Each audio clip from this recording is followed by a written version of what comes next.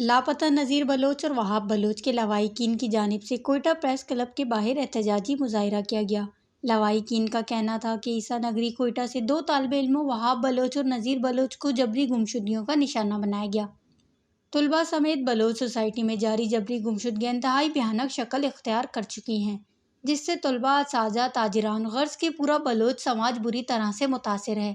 اس موقع پر لاپتہ نذیر بلوچ اور وہاب بلوچ کے لواحقین نے وش نیوز سے گفتگو کرتے ہوئے کہا کہ آج جو ہمارے 2 اسٹوڈنٹس تھے یہاں کوئٹہ پڑھنے آئے تھے، وہاب بلوچ اور نذیر بلوچ، ان کی جبری گمشدگی کے لیے آج ہم نے پروٹیسٹ کیا تھا، اور میں وہاب کی فیملی میں سے ہوں۔ ہم نے اسی لیے یہاں پہ احتجاج کیا، پروٹیسٹ کی، کیونکہ ایسے بلوچ طلباء کو ہراساں کرنا اور ان کو اپنے ٹارچر سیل میں ڈالنا یہ بہت ناجائز ہے، کیونکہ وہ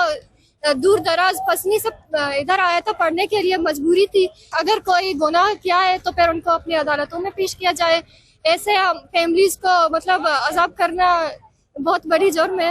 نذیر بلوچ نا کزن ارا کی نذیر بلوچ تینا خوانی کی بس کوئٹہ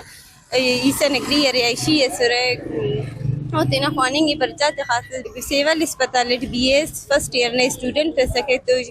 17 تاریخ نہ شام